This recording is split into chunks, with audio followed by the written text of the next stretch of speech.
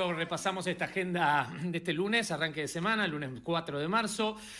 Comenzamos con Estados Unidos. Ayer hubo primarias en Washington, D.C., ganó finalmente Nikki Haley, por fin embocó la republicana frente a Donald Trump, pero lo cierto es que el sábado ya había ganado en Michigan, en Missouri, entre otros estados, Donald Trump, que incluso el diario The New York Times este fin de semana daba cuenta de un sondeo, ¿no? Una aproximación de lo que puede pasar en noviembre.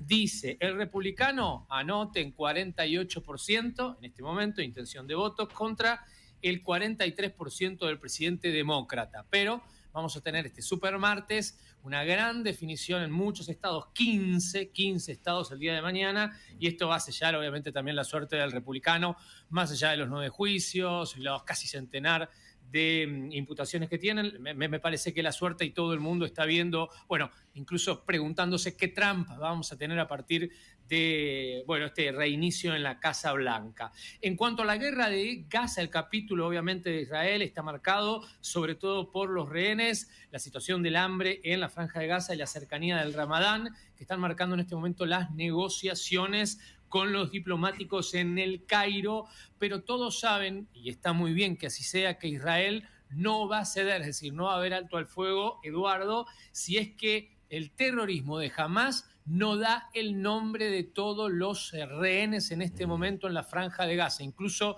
los que obviamente sabe Israel que están obviamente muertos, que han fallecido por manos o en manos del terrorismo de Hamás. Así que incluso y más allá de las presiones de Estados Unidos, ayer habló Kamala Harris, la vicepresidenta de los Estados Unidos, diciendo que hay una catástrofe humanitaria y todo lo demás, lo que sabemos, y pidiéndole un alto al fuego a Israel. Esto no va a suceder, o por lo menos no va a suceder si es que Israel no encuentra estas garantías, repito, muy, muy claras, ¿no? Tiene que tener el listado de los rehenes en este momento y cuál van a ser los que liberan el terrorismo de Hamás. Juan, sí. Perdón, ¿te puedo agregar algo con respecto a ese tema? No. Porque estaba viendo que hay una campaña que le está exigiendo a Qatar que impulse activamente la liberación de los niños secuestrados por Hamás en Gaza. Correcto. Y estaba leyendo que lo hicieron activistas evangelistas en España, que han tomado medidas para solicitar la intervención de Qatar en el rescate de los niños israelíes secuestrados por Hamás. Quiero recordar que entre los cautivos menores se encuentran los pequeños hermanos Kafir y Ariel Vivas, de 1 y 4 años de edad. Y lo que hace esta campaña de los evangelistas españoles es buscar reavivar la esperanza y el esfuerzo de la liberación de los secuestrados, que son más de 100 según la información que maneja Israel en estos momentos. Sí, porque obviamente se presume que algunos que están muertos, lamentablemente, eso es la inteligencia de Israel, pero bueno, vos lo decís, no va a dar el brazo a torcer Benjamín Netanyahu a este alto al fuego que está discutiéndose en este momento en el Cairo.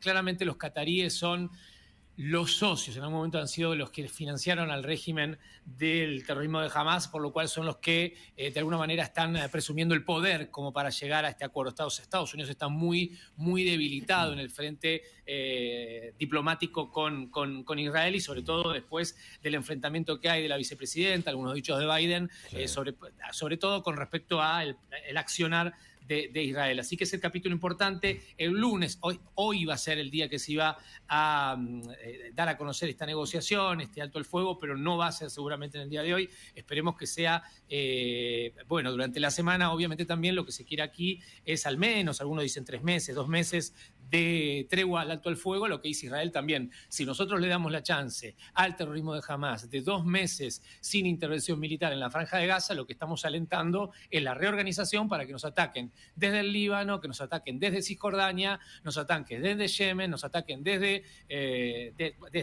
obviamente la Franja de Gaza, entre otros lugares. En el capítulo es muy importante, señalo algo que está pasando en Europa. Hoy algunos diarios dicen: Europa se pone en pie de guerra como consecuencia de la invasión rusa, obviamente, a Ucrania. Hablaron varios funcionarios, uno de ellos es el comisario europeo de Mercado Interior, que se llama Thierry Breton, y denunció que que Europa tiene que entrar en una economía de guerra, no solamente por la ayuda que necesita darle a Ucrania, sino también por su propia seguridad. Y esto va en línea a lo que dijo la presidenta de la Comisión Europea, Ursula von der Leyen, hace unos días, diciendo que Europa tiene que armar su ejército. Y en esto lo conecto con una nota extraordinaria que hace hoy el Süddeutsche Zeitung, el diario alemán, una entrevista al ex asesor de seguridad John Bolton, fue secretario de seguridad de Donald Trump, que dijo, Donald Trump va a abandonar la OTAN.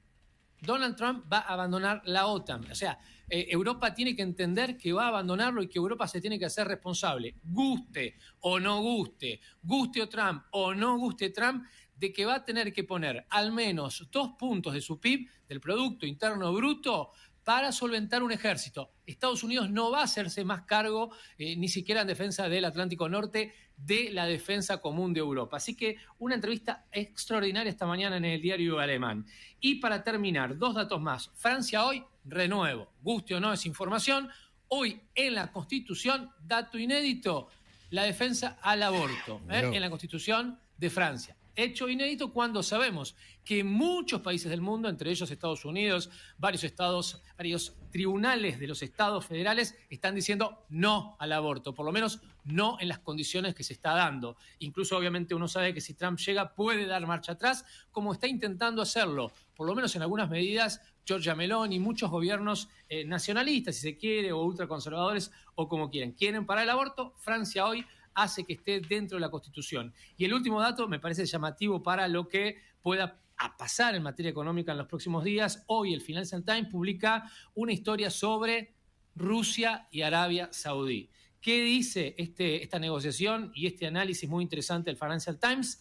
Que van a recortar la producción de petróleo, Vladimir Putin asociado a los jeques saudí, ¿para qué? Para intentar subir el precio del petróleo. Esto trae a la economía mundial, obviamente, un empujón hacia la inflación, querido Eduardo. Abrazo grande.